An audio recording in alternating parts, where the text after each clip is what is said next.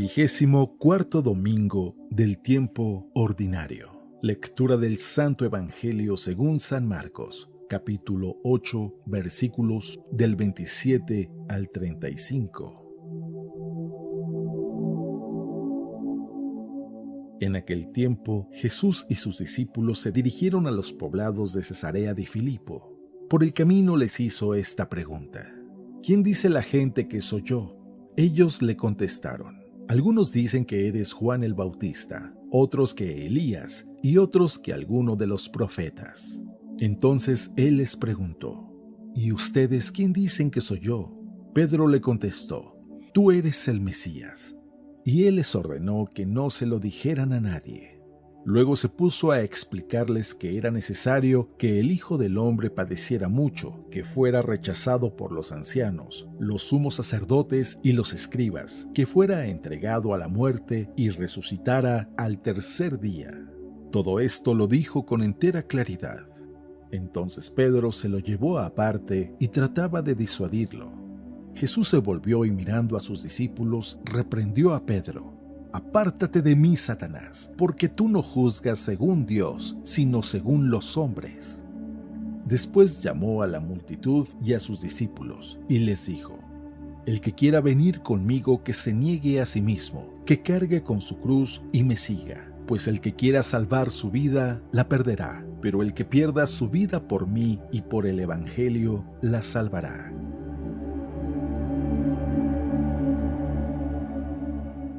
Palabra de Dios.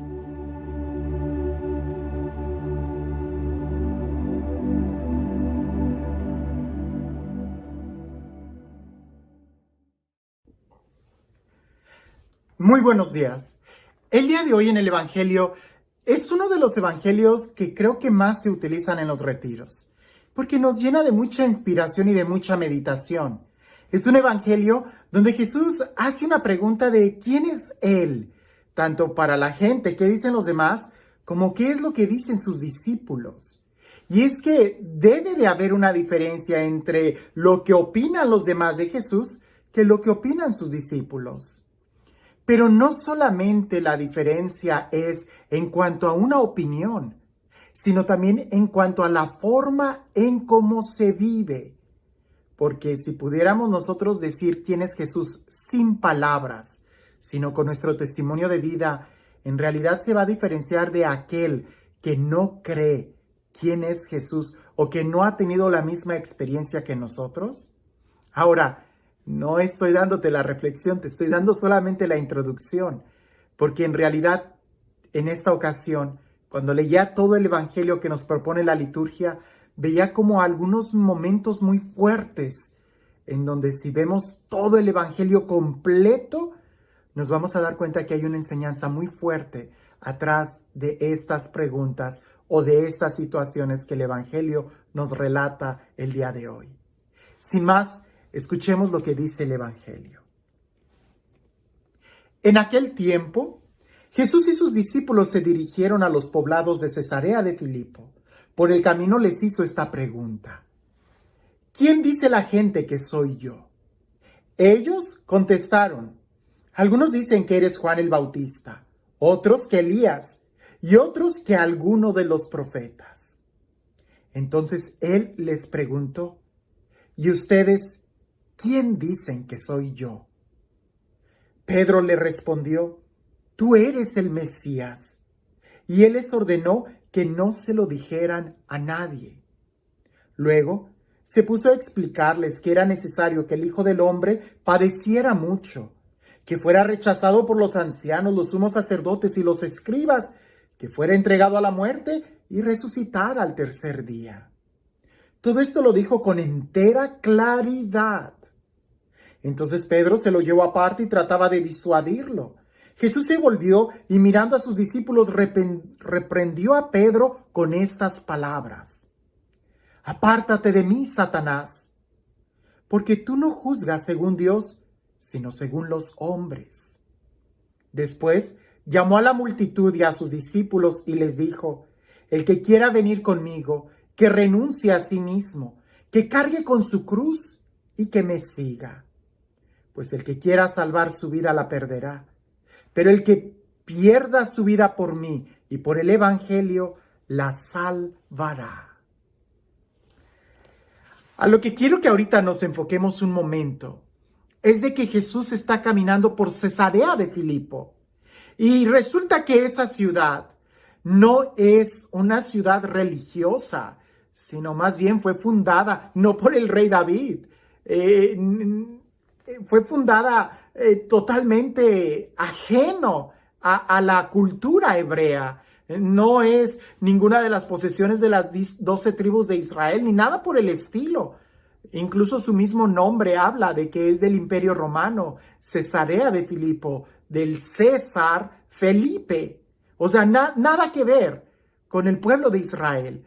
No es como Belén o como Jerusalén o como Cafarnaúm, que son nombres hebreos.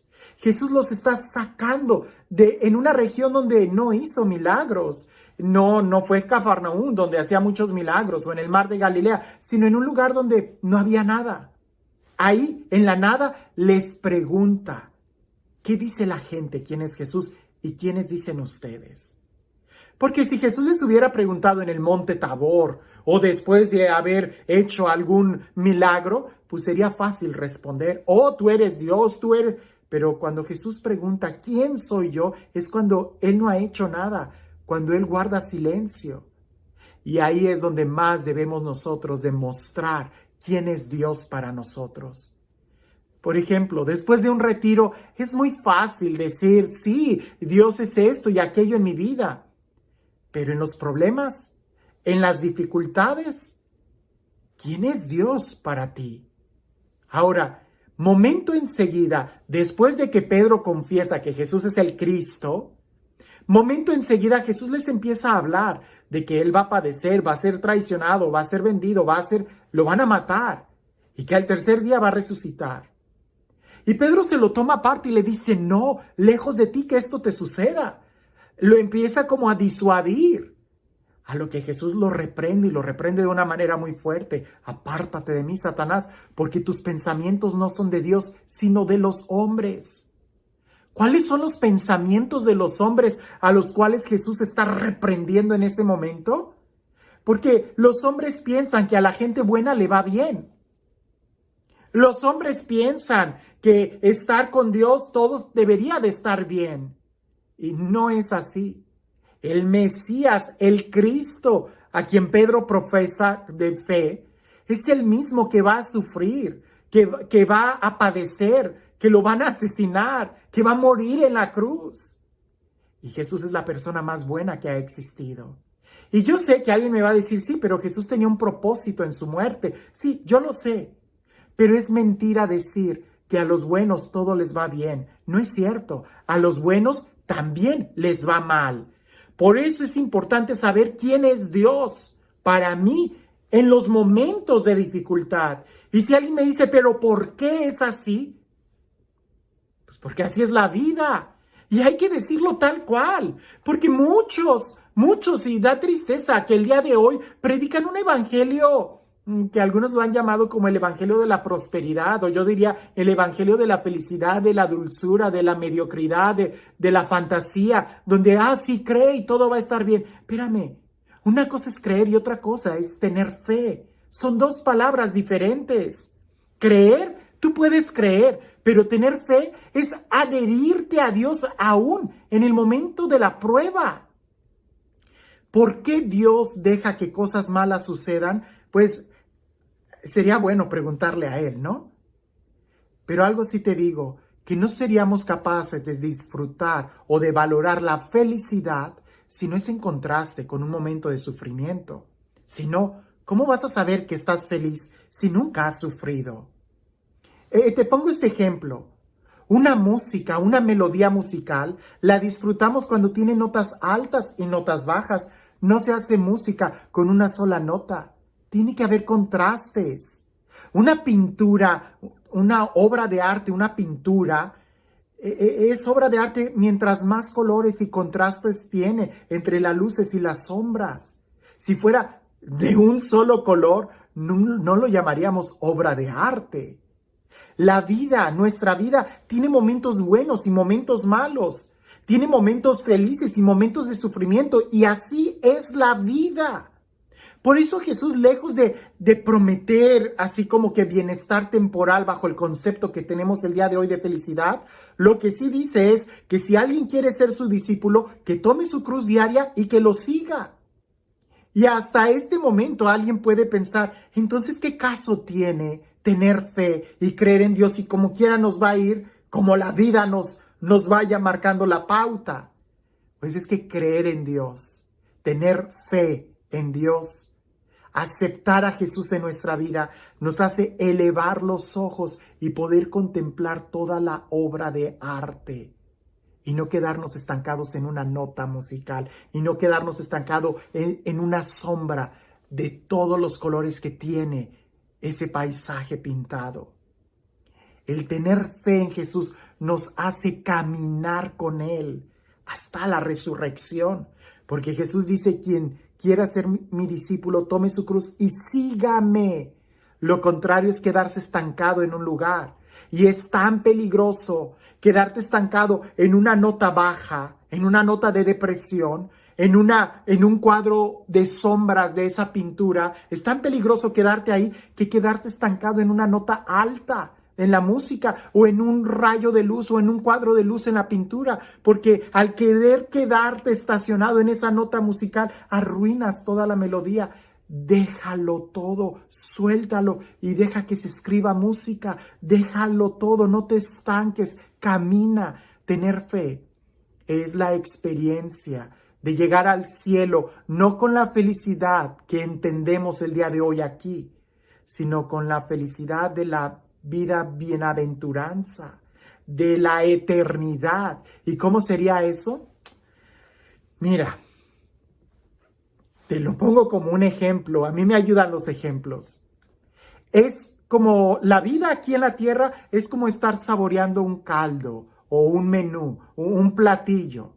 Hay sabores dulces, sabores amargos, sabores salados, pero todos ellos dan esa sensación de que, lo que estás comiendo es exquisito, ¿no? Un plato de espagueti tiene muchos sabores de los condimentos, de las especies. Llegar al cielo es ya no comer más, sino tener la sensación de que quedaste saciado. Y esa sensación de satisfacción es mucho más hermosa que cuando estás probando en ese momento la comida. La sensación de llegar al cielo sería como se terminó el baile y quedas con esa alegría de haber disfrutado cada pieza musical. La felicidad en el cielo está mucho más allá de los parámetros que entendemos aquí como felicidad o tristeza. Por eso predicar un evangelio de felicidad es muy peligroso, porque Jesús lo que ofrece es que caminemos con Él y tendremos que pasar por sufrimiento, por dolor, por amarguras, pero con Él todo tiene sentido para resucitar. Y la felicidad del cielo está mucho más allá de los momentos pasajeros que pudiéramos tener aquí de felicidad. ¿Y tú, quién dices que es Jesús? Sobre todo en esos momentos de dolor, porque aquel que ha aceptado a Jesús logra apreciar la sinfonía de la vida. Y si alguien dice, Padre, pero ahorita están tocando notas muy bajas en mi vida, espérate, vienen momentos muy altos, pero tampoco te detengas en ellos, sigue caminando, porque nuestra vida aquí es un caminar, y conviene caminar con Jesús que nos llevará a la vida eterna. Y este Dios, el Dios del amor, el Dios de la vida, el Dios de la paz, el Dios que siempre nos acompaña y que nos habla con seguridad y firmeza, que sea Él quien el día de hoy nos bendiga.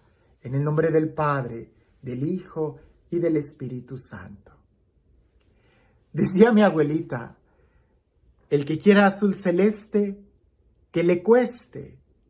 La vida espiritual implica también un esforzarse, si no, no tendría mucho sentido. La salvación ya la tenemos, Jesús nos la ganó para nosotros, pero el aceptar y el crecer nuestra relación con Dios debe de ser algo que debemos de esforzarnos. No vayas a ser tú como Pedro, Que en un momento bueno dices creer en Dios, tú eres el Mesías, pero cuando se acercan los sufrimientos reniegas y tratas de disuadir a Jesús. No, que nuestro pensamiento no sea como el de los hombres, sino más bien que sea como el de Dios, que está mucho más allá de los parámetros del bien y del mal de este mundo, sino que más bien está ofreciéndonos algo que sabe a vida eterna. Que tengas un excelente día.